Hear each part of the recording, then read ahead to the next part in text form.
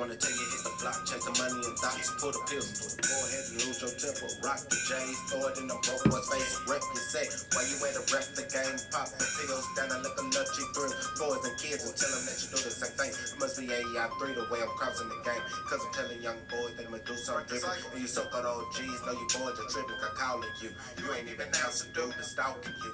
You ain't even know this fool, he bled the block, stretched out and for you. The pain and love, you ain't never seen it, dude. The pain and love, you ain't never felt it too. With every lash on his back, he thought of you. How you get your whip up, but your soul on empty. With a heart that's black and a mind of trash. What's the purpose in that? Who you worship with that? You chose you to be a king, but you act like peasants. Why you searching for a blessing, but don't search for change? Yeah. We don't search for change. We can search for a blessing, but don't search for change. Now what's love? Crucifixion just for the sinners. Taking a beating, the legend for once to sin against him. Blood flowing down in his eyes, for thorns in his head. They kept on hitting and kicking until he fell down. Spit in his face and picked him up and knocked him back down. Sinners like you and me grew to throw some stones at him. He never said a thing. Why you throwing stones at him? Now what's love? Crucifixion just for the sinners. Taking a beating, the legend for once to sin against him. Blood flowing down in his eyes, for thorns in his head. They kept on hitting and kicking until he fell down. Spit in his face and picked him up and knocked him back down. Sinners like you and he never sent a day while you throwing stones at him. Block chasing money and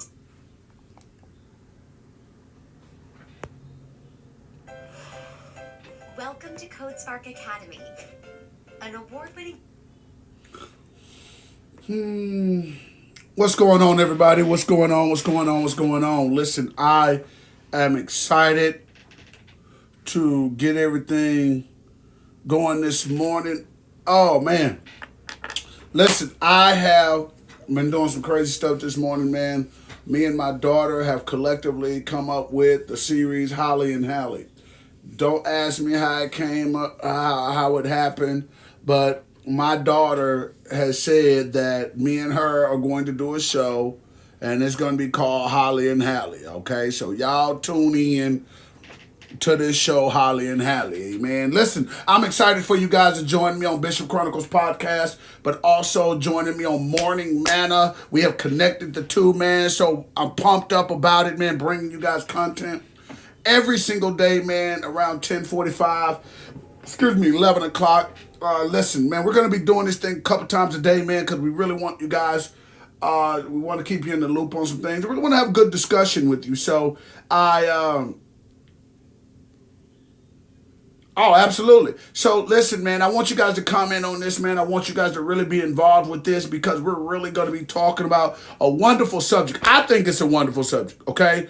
Before I do anything, man, I want to give a shout out to my wife, obviously. I certainly give honor first and foremost to my Lord and Savior Jesus Christ, man. I want to thank WPS Studios, Warren Production Studios, my spiritual father, Apostle Vanille Warren, man, for affording me the opportunity to have resources to be able to do this crazy opportunity, man. Shout out to Kingdom Faith Empowerment Center, my church, Bishop Chronicles podcast, but more than anything, hey, Dallas Confidential TV, man. You guys make sure you check it out every Saturday at 2:30, man. We're bringing you guys the real talk, man, in Dallas. So shout out to my co-host, Don James Russell. Got to say James, because if I don't say James, she going to text me and be like, it's James-Russell. I get it.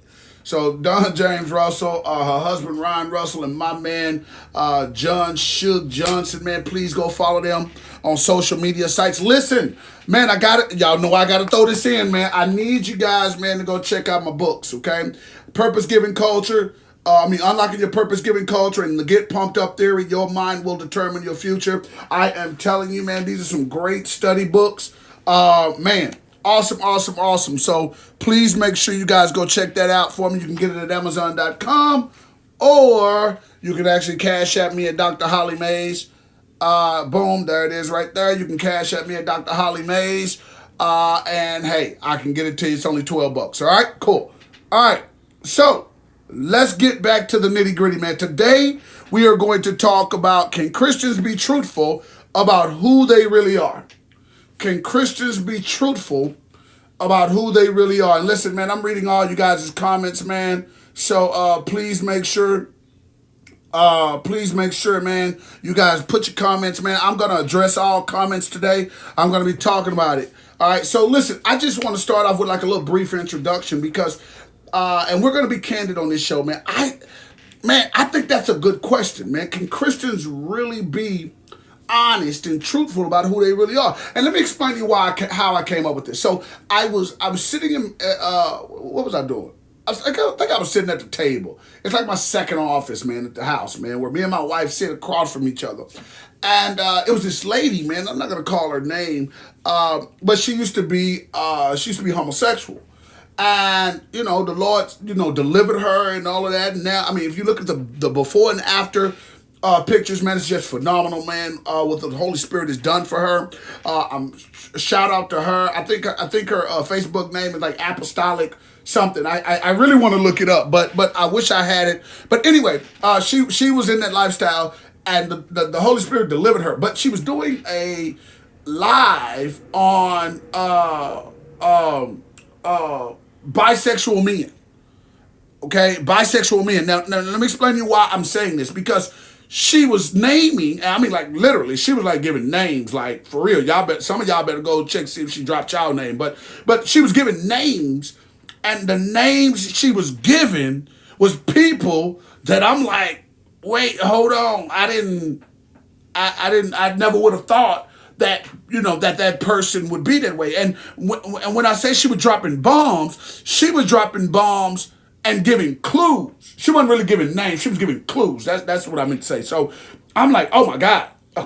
Okay, cool. So listen, I started to think like, man, that got to be frustrating if a person is listening to this and you're alluding to them as being this lifestyle or maybe, operating in adultery or being a liar or whatever the case may be. And you want to tell people, hey, I'm sick or I got a problem. But because of the community of Christianity and because of the way we've created the orientation of Christianity, people may be dealing with situations and sicknesses and psychological issues and flesh issues, but they don't feel comfortable with really talking about who they really are. And I'm talking about, and still be a Christian. I'm talking about still be saved, still be a Christian, because I want to make sure that people understand, just because you're dealing with sin does not mean you're not a Christian, okay? And I want to say that because a lot of times in Christianity, we'll make people feel like because they are not perfect, you can't be saved. And that's absolutely, positively not true, okay? And I really want to have a discussion with some people. God bless you, Fred. How you doing, man? I really want to have a discussion about, is it feasible for you to really be able to be yourself as a Christian? I mean, like, literally, like, and I'm not trying to be funny, and I'm not condoning anything, but I've had people that were living a certain lifestyle or operating in certain things and say, hey, listen, I'm saved. I believe in Jesus and I trust Jesus, and I'm still saved, but I just happen to be a dope dealer, or I'm saved, but I just happen to be a prostitute, and I don't know how. I don't know if that's conducive or not with the culture as to why a pimp or a prostitute will feel like I can't come in the church house after sleeping with 5 men. I can't come in the church house because even though I feel like I'm saved or I feel like I'm a Christian, I feel like the judgment is going to supersede my belief. Or the fact that someone's going to look at me and look at my lifestyle and not look at, what I'm trying to get past and what I'm trying to come out of, and maybe I just need some assistance. I'm afraid that they're going to look past that, and they're going to look past, my intention or my wants or my prayers, and go straight to, my sin. And so I don't want to go and be upfront with who I am. I don't want to go and be honest with the fact that, I got a drug problem, or I got an adultery problem, or I'm lying to my congregation, or whatever the case may be. I don't want to go to them. And I just want to know, wait, listen, can Christians really be honest with who they are? Can they really be honest? Can you be honest and tell people you have a pornography problem? Can you truly be honest and say, hey, listen, man, if I see a man and a woman having sex on a video, that does something for me, that turns me on, even though I stand in the pulpit? You know, can a preacher do that? How would you, and I want to hear some feedback. How would you accept them? God bless you, Yoko. How you doing? Will you be able to accept them if they're honest like that, if they're brutally honest and say, hey, this is what I like doing. I'm still a Christian, which means I still believe in the teachings and I follow the legacy and life of Jesus Christ. And I am a new creature because I'm not out gangbanging no more. I'm not out, hoeing no more. I'm not out, stealing no, robbing no more. But at the end of the day, I like what I like. And although the Bible tells me that, we've all sinned and fallen short of the glory of God, that still alludes to the fact that I'm still sinning. So if I'm still sinning,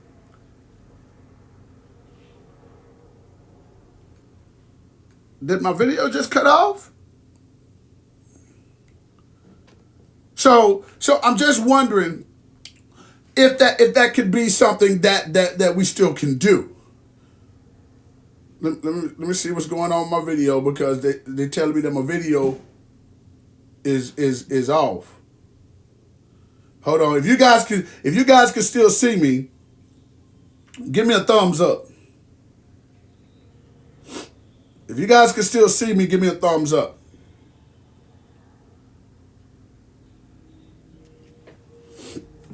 I'm trying to figure out what's going on with the video.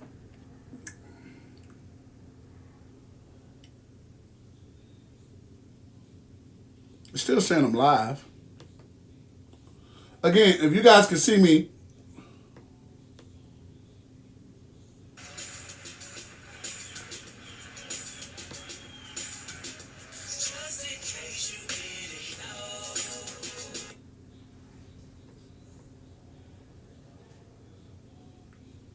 just trying to work it out, y'all. Trying to work it out. Y'all be patient with me.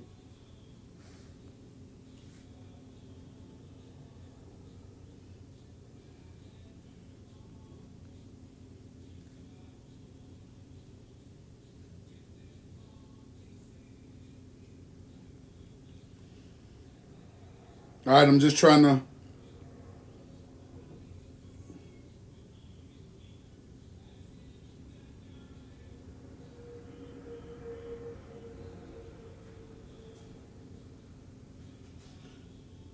Blessings, Bishop. How you doing, Miss Bolden? Listen, I just want to make sure that you guys can still see me. For some reason, the computer is acting like on the actual site. So if you guys can, please give me a thumbs up. Let me know that you guys can see me. But anyway, just want to get back to it, because on my side it's saying it's still live and recording. So I'm going to act like it's still live and recording. But anyway, listen, I want to ask the question: can we really be authentic with who we are and still be a Christian? Can you still, and I'm asking a question, can you still be a liar and tell people you're a liar and still be a Christian and they accept you as being a Christian? Or do you feel like there's some things that you just can't say, even though you know you're wrong, or you know that people will judge you, even, and you may know you sinning. You may know, hey, listen, but some things, so old habits die hard. And we're being honest here. There's some music you still listen to that even though you're a Christian, you still listen to. And you can sit up here and act like you don't listen to them, but we both know that you still listen to it. Hey, listen, I will be the first one to tell you, I smoke cigars, But if I go, is there such thing as being too religious? Is that what's tearing the church apart? Because the too religious folks are the people that we finding out ain't religious at all. Is that destroying the church, or is it helping the church? Because people don't feel like they can be themselves at church, and people accept them as who they are and let God deal with the rest. Is that an issue? Do you feel like in your church, and be honest, you don't have to throw your church name out there or throw your pastor out there, but be honest, do you feel like in your church, if you got caught on Facebook doing something you ain't got no business doing, or what we consider sinful, do you feel like you can walk in your church and feel like they will embrace you regardless of what you did? or regardless to what they found out you were doing?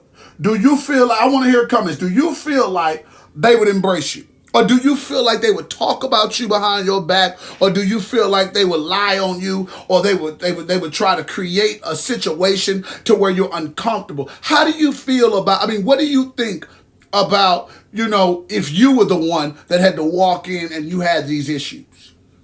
Because I believe right now the problem with the church growing is not the fact that the church can't grow. I believe that the problem is that if it grows, what's growing inside of it? It may grow, but I'm scared of what's growing on the inside of it. Does that make sense? And sometimes we are less understanding about what grows on the inside of it as opposed to the outcome of the growth. Because some things look good while they're growing, but once you get to the full grown stage, it's detrimental, it's catastrophic, and it can cause more harm than good. Does that make sense? So I'm just encouraging each and every person right now. Hey, listen, if you're dealing with something and you're going through something, hey, listen, can you go to your church? Can you truly be truthful about who you really are? If you walked up to your church right now and said, I got a confession, I like more than one woman. I like more than one woman. And I don't like the fact that I'm married just to one woman. I want another woman. If you walked up and told them that truth, would they get upset with you?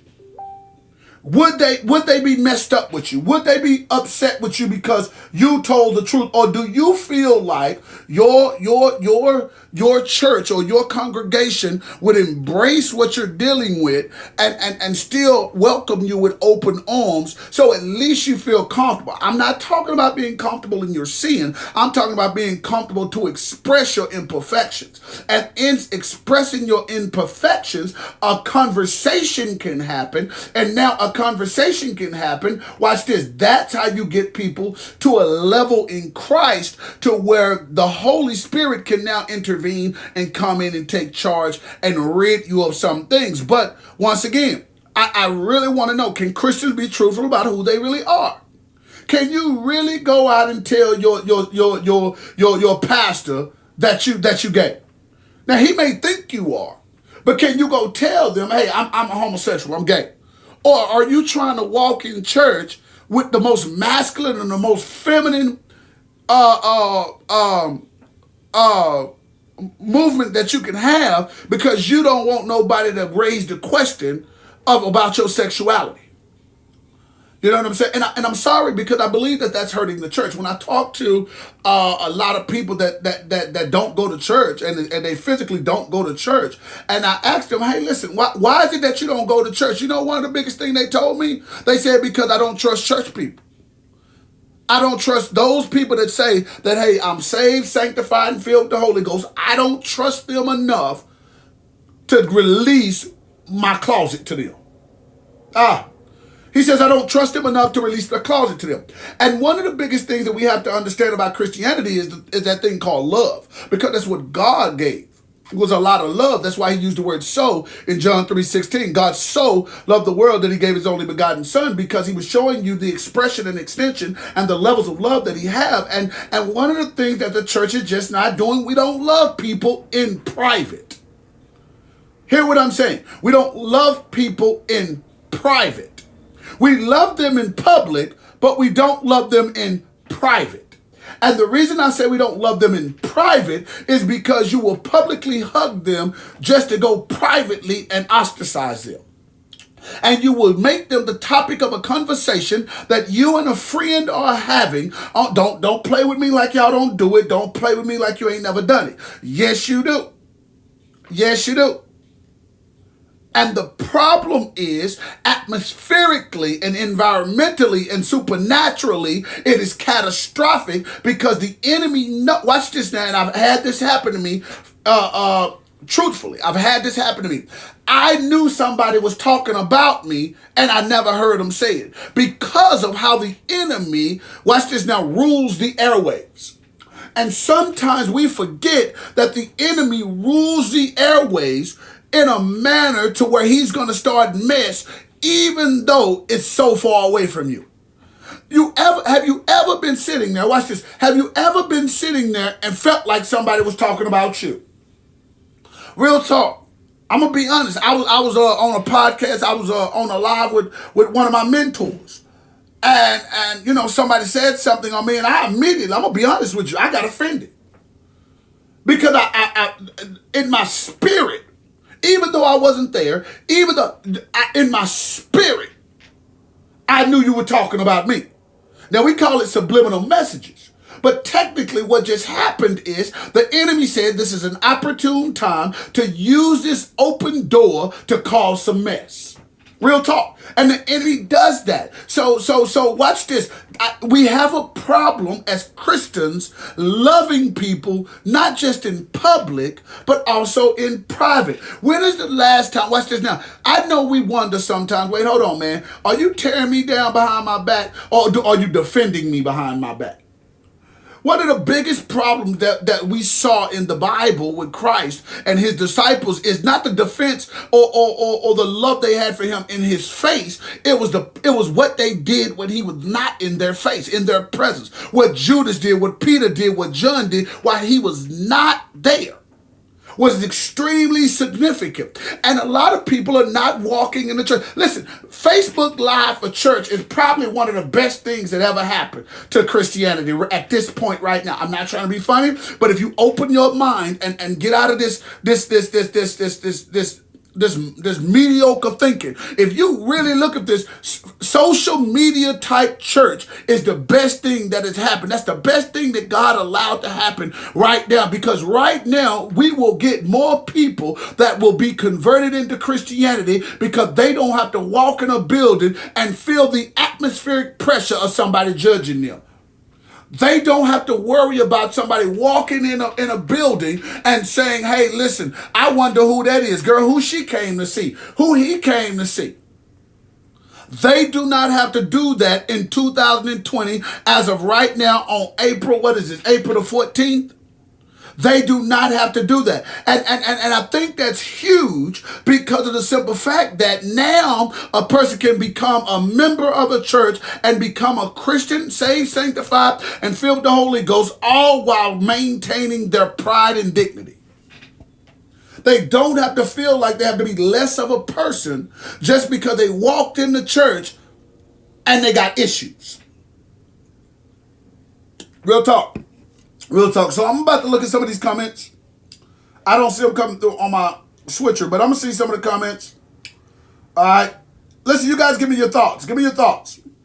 Okay? Give me your thoughts. I want to see comments. I want to hear what you guys are saying. God bless you, Miss Riley. God bless you. God bless you, Miss Bolden. How you doing? Frat, how you doing? Listen, I want you guys coming. Do you feel like, here it is, do you feel like that a person can be truthful about who they really are? You know, you may smoke cigarettes. Listen, I was at a church function about a month ago, and I saw a pastor. I pulled up, my team pulled me up on the side, and I got out the car, and the pastor was out back smoking a cigarette. Now, me personally, I don't care. I mean, hey, bro, that's between you, your lungs, your doctor, and God. But the pastor was smoking a cigarette. And before he walked in, watch this, before he walked in, he sprayed himself down, went and brushed his teeth, he did all this stuff, he changed his shirt, he did all of that. But watch this though. He operated like if the people knew this is what I was doing, they would rip me apart. Because when I came up, he tried to throw it away. I said, bro, hey man, do what you do, bro. That's between you and God, bro. I'm not gonna judge you on that. However, from a health perspective, my dad died of lung cancer, so I would really like for you, man, because I love you, not to do that. But I'm not doing it because I judge you, or I'm gonna sit up here and be like, man, Pastor so and so was back there smoking. You know what I'm saying? And sometimes we have to be the bearer of the situation and be like, hey, listen, man, it is what it is. It is what it is. Sometimes it just is what it is. But can I operate like it is what it is? Can I operate as a bishop, but you still know that I may have an addiction somewhere else? You know, I'm not saying I do, y'all. I'm just saying that. But can I operate as a man of God and still be able to walk in the church and know that you're still going to love me and you're still going to receive me as a man of God? Or are you going to love me in person and beat me down in private? What exactly are we going to do? So that's really the topic that I was really getting on. Man, y'all forgive me, man, because we really are trying to get this this feed together, man, for Facebook Live. But that's really, man, what we're talking about, and I'm really, really excited about God just really dropping that in my spirit, because I want to know. I want to know how you feel. Can you really, if you in the Kojic church right now and you didn't feel like wearing no dress and you wanted to wear some jogging pants, could you be able to do it? Would you be able to do it? And if you did do it, what is the backlash you would get? What is the backlash you would get? And could you handle the backlash? Could you handle the backlash? You understand what I'm saying? Would you still be able to deal with the fact that you're comfortable and you're comfortable and you you're being who you are? Of course they can. You know? Now let me say this. So I do believe there should be correction. And I'm a comment on Desiree. I do believe there should be correction. But correction is different than, watch this, correction is different than rebuke or chastisement. You can correct me without putting me out there. You can correct me without making me feel like I'm the scum of the earth. Because watch this, there's nobody I've ever found, and I've been a minister and I've been a preacher and a pastor for quite some time, and I've been in all sectors. And let me tell you something, I haven't found not one person that don't have an issue worse than the person that they trying to correct. And correction should be done in love. The Bible says in all things do in love. So if you're correcting me, absolutely correct me. But you correct me in private. You praise me in public and correct me in private. That's management 101. So I shouldn't have to feel like everybody know what I'm dealing with. And if they do know what I'm dealing with, they should receive me with a level of love so that I'm not embarrassed or I feel like I don't belong, because nobody should ever feel like, no one loves you. So Desiree, I absolutely believe that there should be correction, but there shouldn't be embarrassment. And a lot of people will set you up to get embarrassed because they want to overshadow what they got going on with what you got going on. And that's the Christian church. That's why a lot of people are having issues in the Christian church. That's why a lot of people are saying, nah, tell you what, I'm just going to watch T.D. Jakes online. Or I'm just going to watch Tony Evans. I'm going to go back and look at the sermon when I get to the house. That's why people do that, because they're saying, I don't believe that these so-called Christians or these so-called saved folk can handle who I really am. It's church people that church hop all the time because a church could not handle who they were. I left a church. Back in the day, I left a church because the people could not handle who I was. They couldn't help grow, build, or develop me, so they decided behind my back to talk, whisper, and doing all of that, and instead of embracing who I was. You tried to put, as Christians, I've learned this, as Christians, we try to put people in a box. And we only put them in the box we want them to be in. We never put them in a biblical box or a box that connects with Christianity as Christ saw it. We always put them in a box based on our own mindset and ideologies. That's a fact. Because half of our dress codes are not biblical. Half of our mannerisms are not biblical, if you want to get technical with it. Half of the doctrine that we teach that calls us denominations is not biblical. That's ideological. That's something that someone else came together with and said, hey, listen, you don't like women pastors? Hey, we don't condone women pastors. I tell you what, why don't we get together and as a group, we create a bigger group that one of the principles or rules of it is we don't have women pastors. When in reality, that's not biblical. That's not biblical at all. And if anybody brings up what happened in the Corinth church when Apostle Paul addressed the situation of unruly women, that was situational, not biblical. Y'all know I'll get in my bag real quick. So yes, I believe that chastening should happen. And chastening is a word that God used, and he had to say that I love you enough to correct you. But watch this, I'm correcting you in love so that you can be better to meet the purpose and the fulfillment thereof so that you can meet your destiny. Because that's what I created you to do. But punishment is because you broke a law. This is the consequences and repercussions of it. Punishment has no love attached to it. When you go to jail and they say, oh, okay, well, you're going to jail for 20 years. There's no love attached to that. They're not saying, oh, man, you know what? We love you so much. We just going to give you 20 years. That's not the case.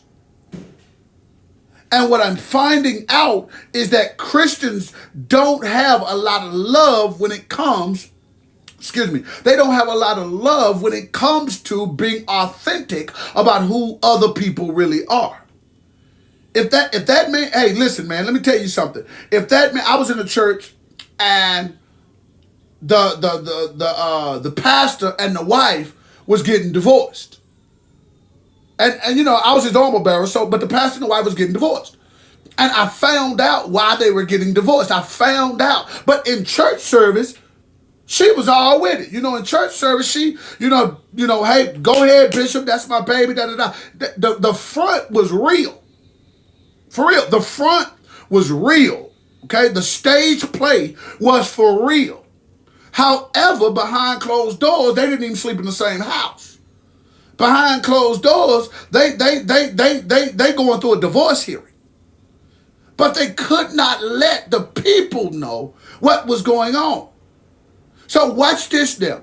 My question is how do you know there was not someone in there that could counsel you or help you to get things resolved that is sitting right there in your ministry? That's one of the main reasons why I'm wondering, why Christians need to be able to be transparent with who they are and how they operate and what they're going through, because there may be somebody in there that can say, wait, hold on, man, that sounds just like my story. I tell you what, let me sit down with you and let me minister to you so that we can go through this together, even if it's one person. But we don't know that one person because people are embarrassed to let everybody know, wait just a second, I'm going through something. I'm dealing with something. And watch this, I'm dealing with it, but I like it at the same time. And I know that sounds crazy, but watch this. If you want to sit up here and get mad at a person because they like rap music, oh, well, you sinning. Well, maybe they are, whatever. You can say what you want to, but they enjoy that. So should I hold off the fact that I like rap music and I enjoy it and I listen to it when I work out or while I'm chilling or whatever, or because I'm afraid that you as a Christian, which is supposed to be upholding morals, ethic, and specific principles, watch this, should I be afraid to let you know, hey, listen, I listened to it and I like it because I'm scared of what you going to say and how you going to do me and how you going to put me out there? And that's an issue. That's what I'm seeing is going on. I'm seeing people afraid to be Christians and afraid to be able to operate in a manner that is effective with the growth and development of being a man or woman of God, because we can't expand who we are. We got to stay right there in a little box. And once again, I'm not saying, this, that, or the other. I'm not saying a person should, remain a homosexual, or a person should remain, a liar, or a person should remain. I'm not saying that. But at least we can acknowledge and embrace and still show love so that if we are going to give correction, when they get correction, they receive it as correction. Nobody should receive correction as you trying to tear them down and beat them up. Nobody. And I done heard preacher after preacher beat down their congregation to where the congregation is tired because you done took blows in the midst of your service because the pastor know you got something going on, or the pastor know you doing something you ain't got no business doing, and he or she used that as the highlight of they sermon. And whether we admit it or not, whether we agree with it or not, it's happening. And that's why churches are dwindling down. That's why churches are not growing, because folk don't trust the church. And watch this. It ain't even that they don't trust the church. They might trust the church. They just don't trust the people of the church. So people are dressing suits to hide what's going on. Real talk. I used to wear suits every single day to church. For real. When I was hurt, when I was sick, when I was beat down, when I was stressed out, when I was frustrated, I wore suits to church. And it hid, watch this, it hid what was really going on. But when I started dressing the way I wanted to dress, because that has nothing to do with my praise and my worship, it has nothing to do with my growth and development in Christ. I still got a doctorate degree, whether I wear a hoodie and a skull cap or a three-piece suit. It don't make a difference. I'm highly educated and qualified to do what I do, regardless to what my attire is. But if I walk in and never give somebody my credentials and you don't know who I am, you'll talk about me, because watch this, you will not allow me to walk in what I'm dealing with. You don't want me to be honest with how I feel. I don't like that type of preaching. You know what I'm saying? You know, hey, you got some pastors that quit pastoring and quit preaching because the church that hired them trying to change the God in them. They don't even preach that way. And they telling people, wait, hold on, I speak in tongues. You knew I spoke in tongues when you got with me. And now you're trying to get mad at me and talk about me because you don't speak in tongues. You know, listen, let me tell you something. I was a part of a church where the congregation got upset with me and started whispering and talking because I wore a robe to preach. But because it was not standard for anybody other than the pastor to wear a robe, folk that be in my face. Family members be in my face. Hey, baby, all that, but talking about me behind my back. Lying on me and doing all this other stuff. Now, it didn't get out of hand. Y'all know I ain't going to let it get out of hand, but I'm just saying. So when I eventually left the church, folk like, well, man, why'd you leave? Well, what do you mean? When I don't feel safe in the church, don't tell me I don't feel safe in the church because I'm scared somebody's going to bring a gun in. We got guns. I don't feel safe in the church because of the people that's in the church. And now we walk in the church and the atmosphere is so bad. And the Pope prayer warriors, my goodness, the Pope prayer warriors, man, are having to work overtime to cleanse the atmosphere. Those babies are having to work overtime because we allow contamination to come in the church. And watch this, we allow it to stay in the church. So now it not only goes in the church, it stays in the church, filters the church throughout, so it goes in rooms of the church. And now we got people leaving the church worse than when they came in, all because we don't want to allow people to be who they are and deal with who they are in the place that they are at. So a young girl can't come and tell you that, hey, listen, I'm thinking about having sex with this boy. And the urge is so great, and I want to do it. They can't come tell you that, because now you're going to call her fast. You're going to call her a slut. You're going to call her a hoe. You're going to call her all these different things. You're going to talk about her parents. The parents going to feel all embarrassed. Ain't nobody going to come to this girl aid. And watch this. And most of the time, it ain't got nothing to do with Jesus.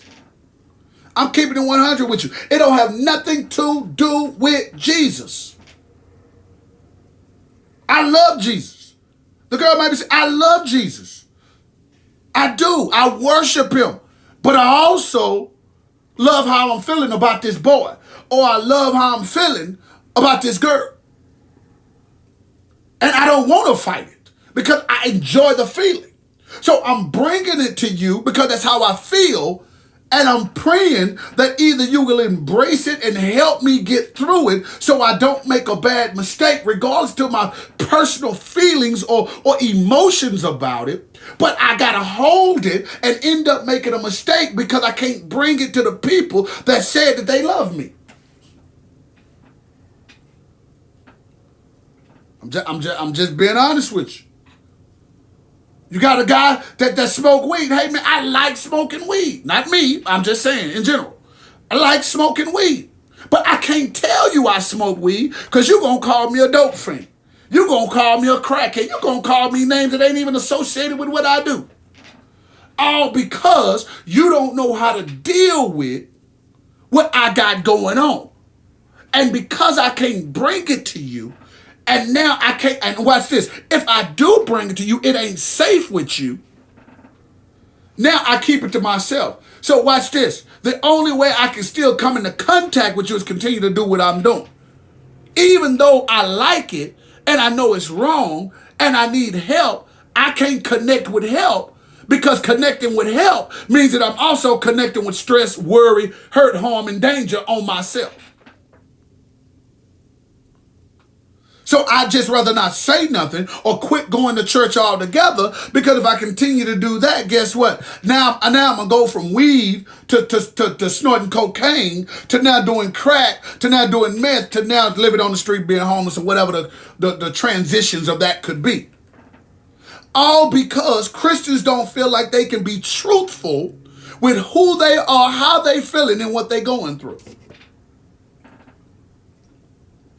I tell all my sons and daughters, all the people in my church, you can be straight up with me because I'm a man first. Forget this title mess. Forget all the stuff that you see in the back. Forget all that. I'm a man first. Okay? I deal with man stuff. As a dad, I'm a man. As a husband, I'm a man. As a son, I'm a man. I'm a man first.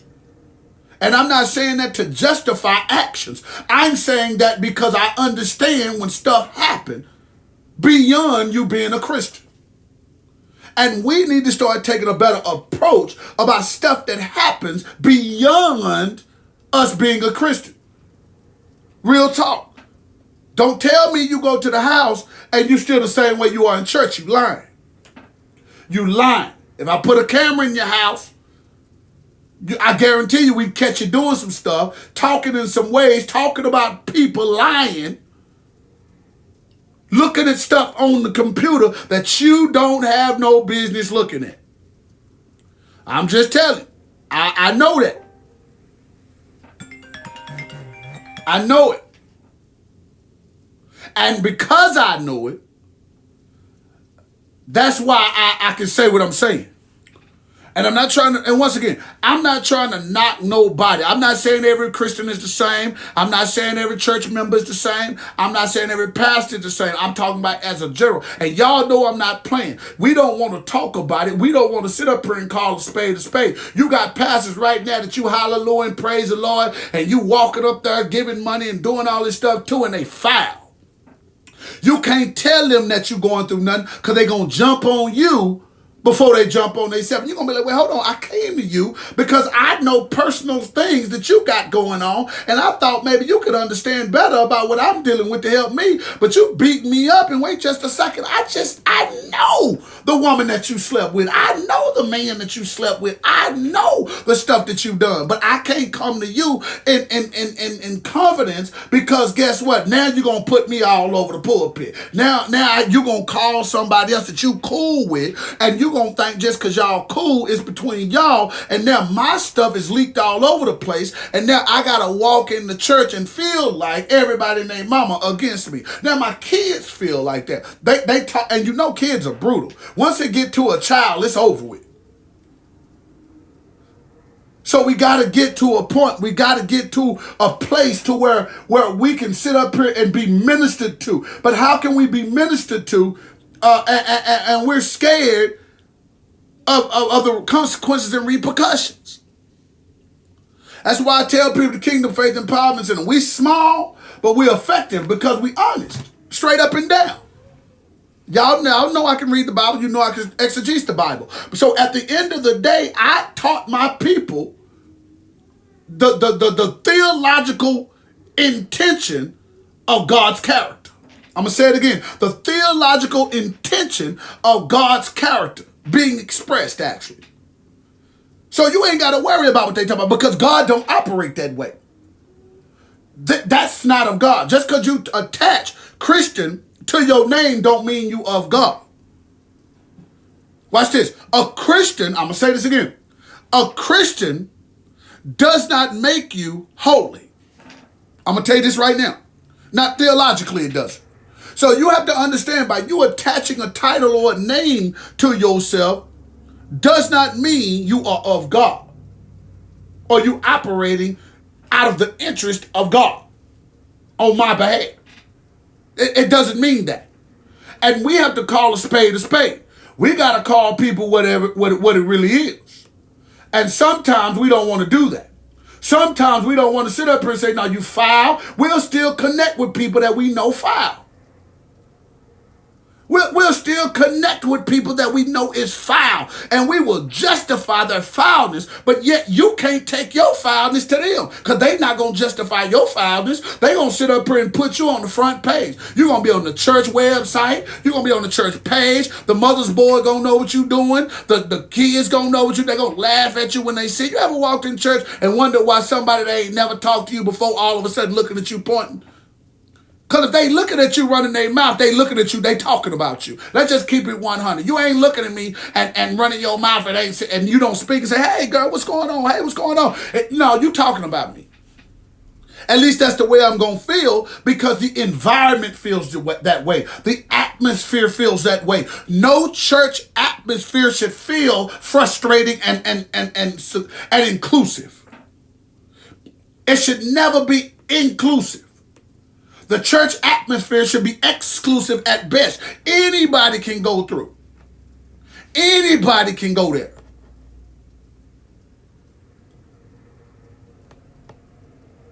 You can go and feel privileged to walk in the church arena. But that's not the case. We got to dress a certain way. Man, I know. You know what, Frat? I apologize, man. I promise you I am working to fix this. I'm going to do a watch party on this, man, where it normally kind of stays straight. But it's the feed, man. I'm going to work it out, man. I promise you, man. I promise you. I promise you. But listen, man, I'm telling you, man, we got to get better with how we do in church. We got to get better with allowing people to operate at a level that is pleasing to God, but also not detrimental to their growth and what they're dealing with. We got to get to a point to where we are honest about who we are. Listen, let me tell you something. If you are a preacher or a leader and whatever, and you mean to tell me your daughters can't come to you and say, I'm thinking about having extramarital affairs, or your son can't come to you and tell you, hey, listen, I'm thinking about, messing with this woman, even though I know she ain't no Christian, but she fine and she's sexy, and I'm going through something, and they can't tell you that without you blasting them and beating them down. You need to check yourself. You need to check who you are and check your mantle. I'm telling you right now. Peter could act like he really was around Christ. Christ corrected him, but he didn't, watch this, he didn't correct him around the other disciples. He corrected him. He chastened him. You don't go in front of the pulpit and beat nobody up. You don't do it in the middle of the floor. You did what? Girl, you know better. Yeah, girl, she over there sleeping with, you don't do that. I should be able to go to not just a bishop. I should be able to go to anybody that say they serve Christ and say, this is what I'm going through. This is what I'm dealing with. Whether I like it or not, whether you disagree with it or not, it does not make a difference. If I come to you and say, man, listen, I'm going to go roll up a blunt, whether you disagree with it or not, it does not matter when it comes to the love that you should display based on what I'm saying. It don't make a difference. It don't, because some of y'all pastors still smoke weed. Don't play with me, because I know you do. I can smell it on you. Some of you pastors still smoke. Some of you pastors drink right before you get in the pulpit. Some of you pastors got diseases. Some of you pastors are dealing with struggles at your house. And you are crying and you want people to know what's going on, but you're scared. If you do, your reputation is over. They may wonder, but wondering is not the same as knowing. I can wonder if he do this or if she do this, but when I know, that's different. Because what I know comes with attachments. And those attachments that what I know come with could hurt you physically, supernaturally, psychologically, emotionally. It can hurt you. It can damage you if it's not cultivated and dealt with properly. So listen, man, I'm going to get ready to get out of here because I'm getting word that the live is cutting in and out, and I apologize, man. I am going to go and do a watch party to try to see if we can get this thing up and running correctly. All right. And I am thankful for you guys, man. God bless you, man. Continue to join us on Bishop Chronicles podcast. Once again, everybody, if you don't mind, if you would like to be a sponsor, like to be a partner with this show, please, I encourage you. We're asking each partner, each sponsor to cash up $6 every time we do the show. $6 every time we do the show. On a monthly basis, on a weekly basis, whatever, but we're only asking for $6. We believe that we want to expand, we want to grow. I went on to a pinnacle. I'm going to address that, frat. I'm going to address that. But before I address that, listen, guys, make sure you guys be a blessing. Dr. Holly Mays, man, we love you. We really do. So please help us keep this show going. Help us expand this show and get this thing on other networks so that we can actually do some real damage to the enemy and how he's constructing and try to beat down our church system. But real quickly, I want to address something that my fraternity brother just put on. Hold on, let me go to it so I can see it.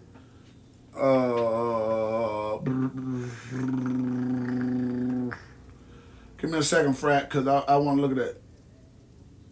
But when I came to church,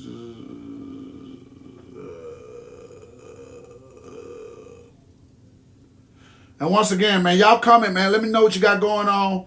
I'm about to get out of here in just a second, but I certainly want to make sure that I address certain comments. I don't want the enemy to think.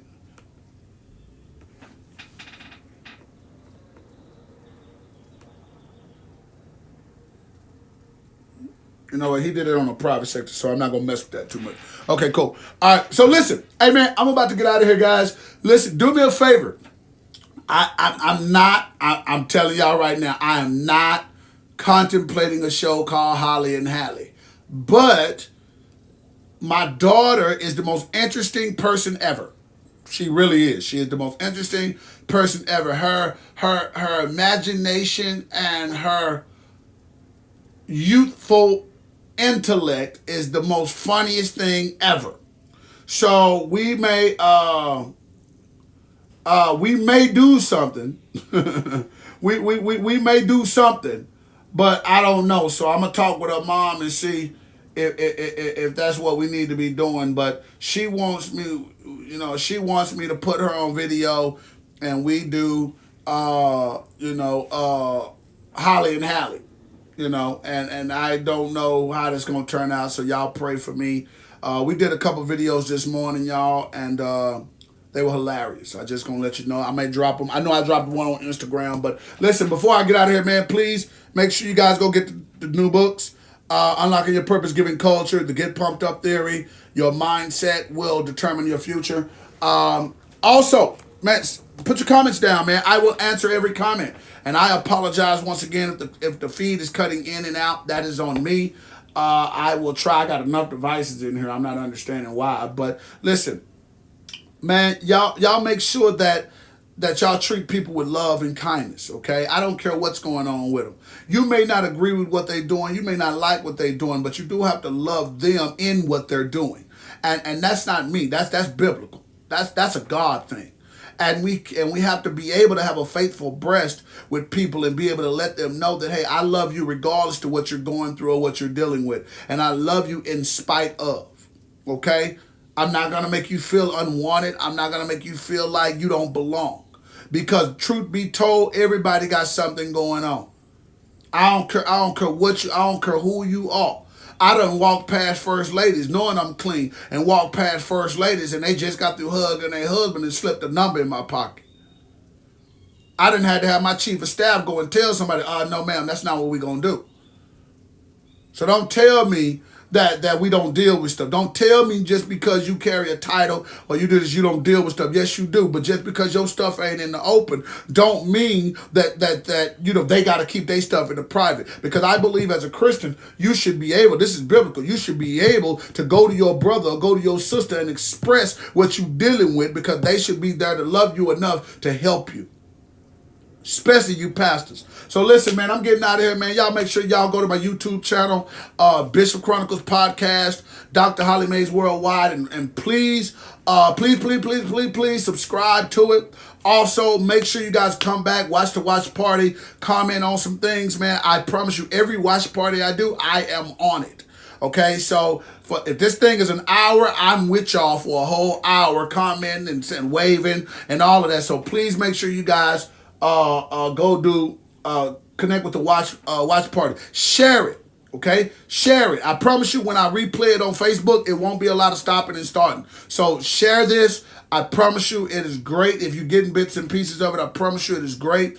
But listen, once again, support us. Make sure that, hey, listen, you be a blessing if you can. Dr. Holly Mays at our Cash App. We really, really need your support. $6 is all we're asking people to Cash App. $6. And like I said, that goes a long way to help us do what we're trying to do and get some things taken care of. But hey, man, until I see you guys again tomorrow, join me tonight at our 1 o'clock. We have our 1 o'clock Bible study. 1 to 1:30. 1 to 1:30 Bible study. And we have our 7 o'clock Bible study. So please join us via Facebook Live. And we will try to work out these kinks, all right? Love you guys with the love of the Lord, man. Remember to uplift Christ wherever you go. And do me a favor, make the rest of your day the best of your day, man. Love you guys, man. I'm out. Peace.